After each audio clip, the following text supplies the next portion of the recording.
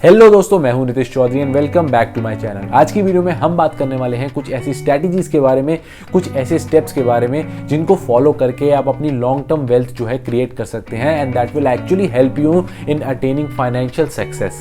इसमें सबसे पहला पॉइंट है स्टार्ट अर्ली।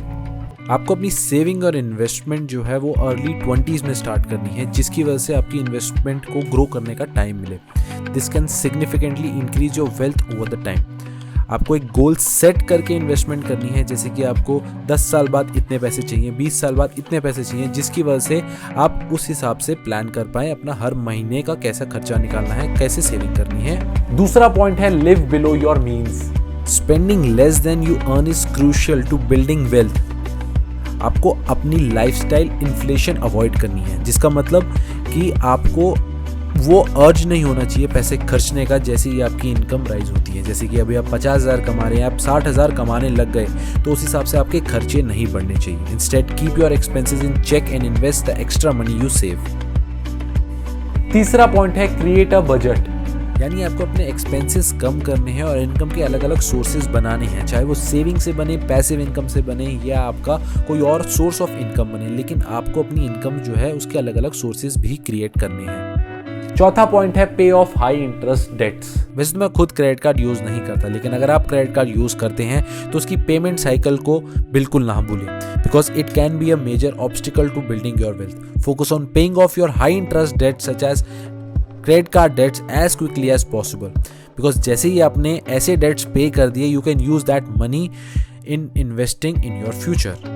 बिकॉज अगर आपने ये डेट जो है टाइमली पे आउट कर दिया, तो आपका जो बचा हुआ पैसा है उसको आप इजीली इन्वेस्ट कर सकते हैं अपने फ्यूचर के लिए, क्योंकि अगर आपने ये पैसा पे नहीं करा तो इस पर इंटरेस्ट ही इतना लग जाएगा कि आपके पास कोई पैसा बचेगा ही नहीं फ्यूचर में इन्वेस्ट करने के लिए। फिफ्थ पॉइंट है इन्वेस्ट इन रिटायरमेंट अकाउंट्स। चाहे आप अपना पैसा जो है इन्वेस्ट अर्ली 20s में स्टार्ट कर रहे हैं या फिर अर्ली 30s में इन्वेस्ट करना स्टार्ट कर रहे हैं, आपको अपना कुछ पैसा जो है अपने रिटायरमेंट के लिए भी इन्वेस्ट करना चाहिए। इसके लिए आप अपना एक IRA अकाउंट खुलवा सकते हैं, यानी इंडिविजुअल रिटायरमेंट अकाउंट खुलवा सकते हैं, that can actually help you save for retirement and reduce your tax bills. The money you contribute to these accounts grow tax free until you withdraw it in retirement, यानी आपके पास जो भी पैसा आप retirement पे विड्रॉ करेंगे उस पर कोई भी टैक्स नहीं लगेगा। सिक्स्थ पॉइंट है डाइवर्सिफाई योर इन्वेस्टमेंट। अब काफ़ी लोग इन्वेस्टमेंट स्टार्ट तो कर देते हैं, लेकिन वो एक ही जगह पे इन्वेस्टमेंट करते रहते हैं।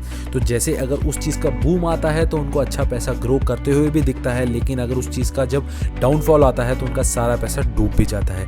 इसलिए investing in a variety of assets such as stocks, bonds and real estate can help you reduce your risk and increase your potential for long term returns. अगर आपको अपना पैसा अच्छा खासा ग्रो होते हुए देखना है तो you have to stay invested for long term, यानी आपको 1, 2, 4 साल में अपना पैसा नहीं निकालना है, आपको उसको 10, 15, 20 साल के लिए आपको अपना पैसा इन्वेस्ट करना पड़ेगा, जिसकी वजह से आपका पैसा जो है अच्छे से ग्रो कर पाए। This will help you avoid making emotional decision and that can hurt your returns. Seventh point है keep an eye on fees.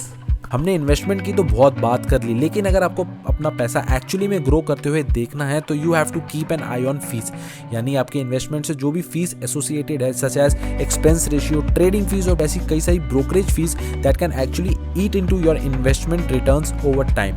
Look for low cost options that can help you maximize your return and keep more of your money in your pocket. Eighth and last point है continuing educate yourself. अब investing करने से पहले उसके लिए आपको up to date रहना पड़ता है, इसलिए you have to continuously educate yourself and stay informed by reading books, blogs, new articles, attend financial plannings and such events. और इसलिए सिर्फ आंख बंद करके या फिर लोगों की एडवाइस मान के ही आपको इन्वेस्ट नहीं करना है, आपको उसके लिए पहले खुद इन्फॉर्मेशन होनी चाहिए और उसके बाद ही आपको कहीं इन्वेस्ट करना चाहिए। और ये कुछ पॉइंट्स फॉलो करके आप अपनी लॉन्ग टर्म वेल्थ बिल्ड कर सकते हैं और अपने फाइनेंशियल गोल्स को अचीव कर सकते हैं, because remember building wealth is a marathon not sprint. It requires patience, discipline and a solid financial plan. अगर आपको ये वीडियो पसंद आई तो वीडियो को लाइक जरूर कर देना और मेरे चैनल को सब्सक्राइब करना मत भूलना। मिलते हैं दोस्तों एक नई वीडियो में नए टॉपिक के साथ, तब तक के लिए दोस्तों अलविदा।